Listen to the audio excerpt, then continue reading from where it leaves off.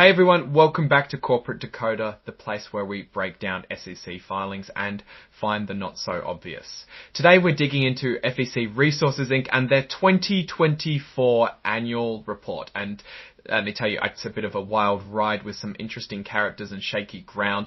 Now, before we dive in, if you like unraveling the nuts and bolts of public companies, make sure you're subscribed. And hey, we've got a growing community over on Discord, so if you want to chat about these filings and get more insights, the link is in the description below.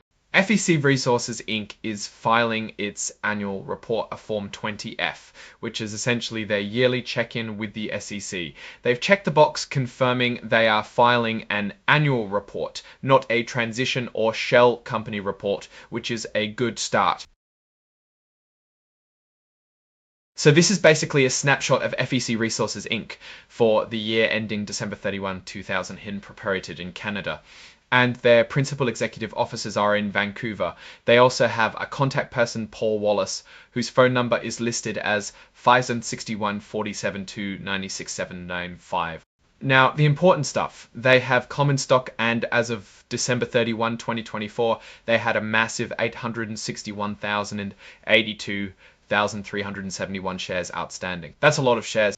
They've also confirmed they are required to file these reports, and they are posting their interactive data files. That's good for transparency. But here's a key detail. They are a non-accelerated filer. This means they're not considered a big company, which is usually a sign of a smaller operation. They're also reporting their financials using International Financial Reporting Standards, or IFRS. This is common for companies outside the US, and it's good to know they're following a recognized accounting framework. Right away, they hit us with a big caution about forward-looking statements. This is super important. It means they're telling us that anything they say about the future might not actually happen because of risks and uncertainties. They even list out some big ones like oil and gas price volatility, issues with reserve estimates, and the general risks tied to their investments in other companies, especially in the volatile oil and gas sector. It's like they're saying, hey, we hope for the best, but don't hold us to it. What US dollar Canadian dollar currency exchange table? Number one square scale. Let's look at the currency exchange rates. In 2024, it took about 1.37 Canadian dollars to get $1 US on average, climbing to 1.44 at its highest and dipping to 1.34 at its highest and dipping to 1.34 at its highest and dipping to 1.34 at its highest and dipping to 1.34 at its highest and dipping to 1.34 at its highest and dipping to 1.34 at its highest and dipping to 1.34 at its highest and dipping to 1.34 at its highest and dipping to 1.34 at its highest and dipping to 1.34 at its highest and dipping to 1.34 at its highest and dipping to 1.33. This shows the Canadian dollar weakening against the US dollar throughout 2024, which can affect companies reporting in US dollars but having operations or expenses in Canadian dollars. Now for the main event, the financial tables. For the years 2020 through 2024, their revenue is pretty consistently zero. That's right, nada, nothing. This immediately tells you they're not making money from selling products or services. And the net income? For 2024, the loss of $244,000. In 2023, it was a loss of $192,000. For 2022, a loss of $93,000. They've been consistently losing money, and it doesn't look like it's getting better anytime soon. The weighted average shares outstanding is the same, about 861,022 for most years, but then in 2020 it jumps up to 598,069. This suggests a significant change in their share structure around that time, possibly a stock split or a large issuance of shares.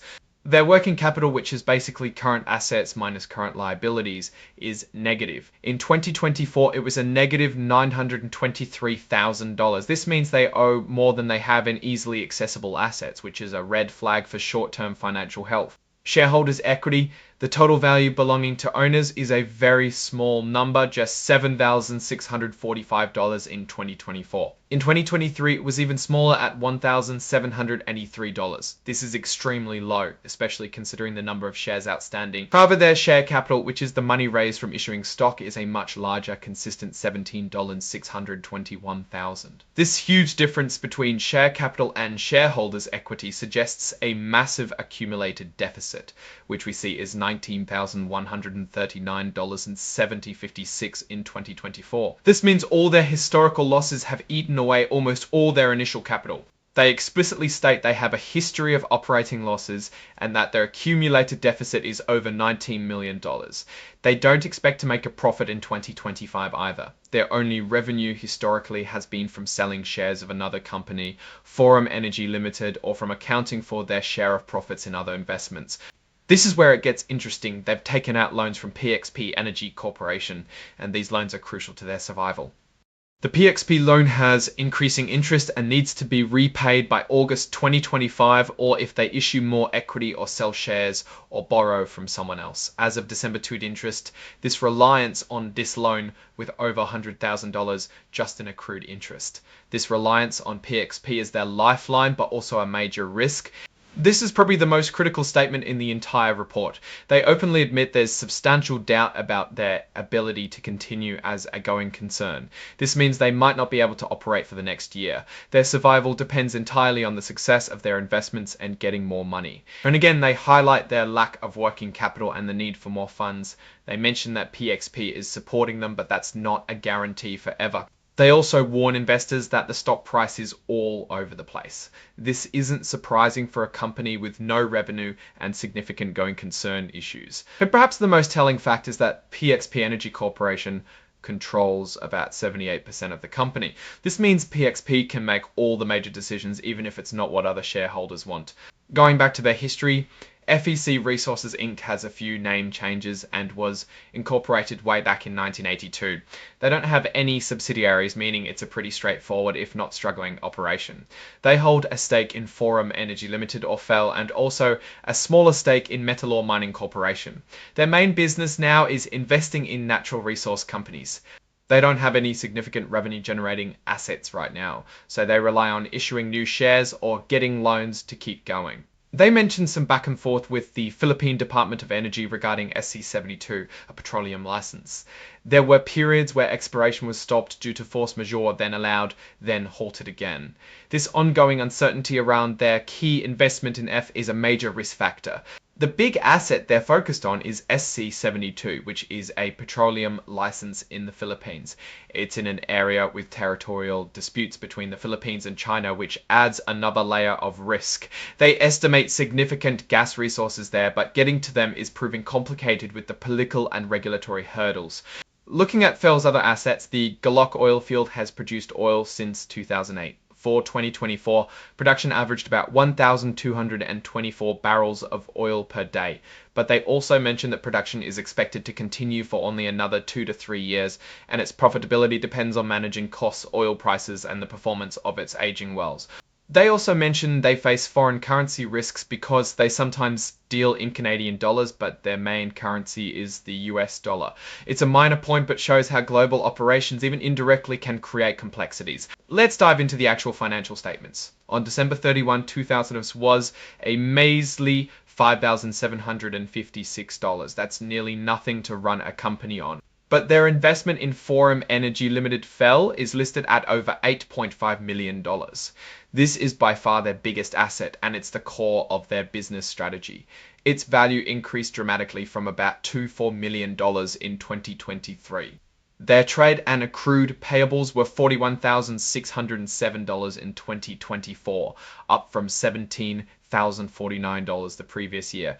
This is a relatively small amount, but it's part of their short-term liabilities, which are significantly higher due to the PXP loan. As we saw before, the short-term loan from PXP is massive relative to their other assets and liabilities, standing at $895,637 other than $2,637.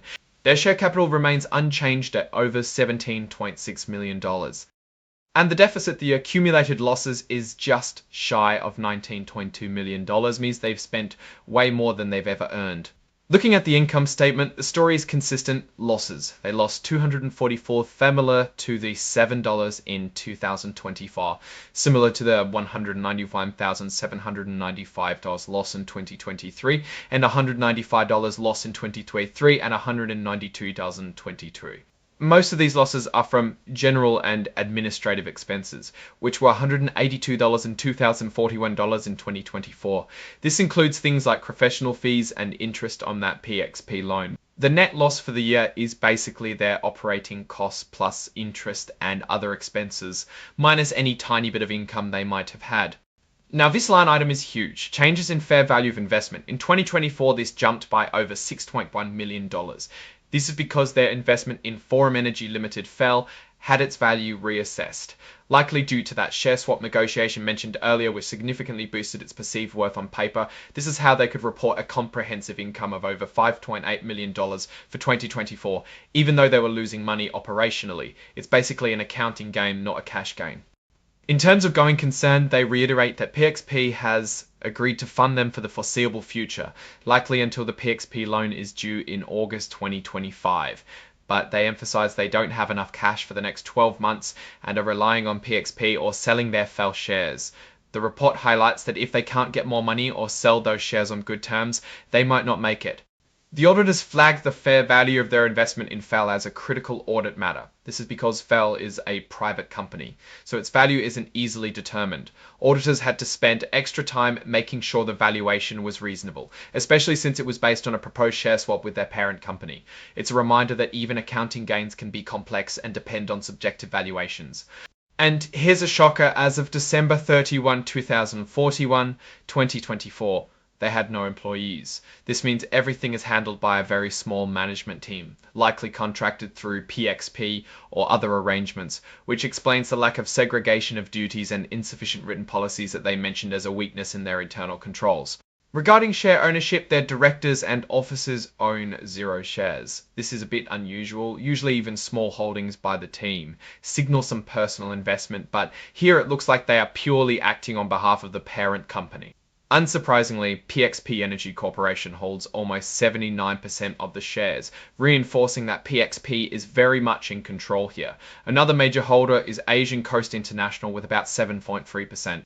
The related party transactions here are all about PXP. They've advanced money to FEC, converted some of that to FEL shares, and generally provided the funding that keeps FEC alive. It's all PXP funding FE, which owns a piece of FEL. On the bright side for them, they know of no pending legal matters or arbitration proceedings, so that's one less worry. Their shares are traded on the OTC pink sheets. They admit that this market is very limited, sporadic, and not an established public trading market. This means it's tough for investors to buy or sell shares, and the stock price can be very volatile. It's pretty much a penny stock situation. They also flag some issues with their internal controls. They have material weaknesses because they have a limited number of staff, which means they can't properly separate job duties. Plus, they don't have enough written policies for accounting and financial reporting. This is a direct consequence of having no employees and a very lean operation. They do have an audit committee expert, Paul Wallace, who is a chartered professional accountant and clearly plays a crucial role. The auditors, DMCL, are charging them $25,000 for the audit this year. Not a huge fee, but significant for a company with almost no revenue. So what's the verdict on FEC Resources Inc? They are essentially a holding company with a significant investment in Forum Energy Limited, which is in turn majority owned by PXP Energy Corporation.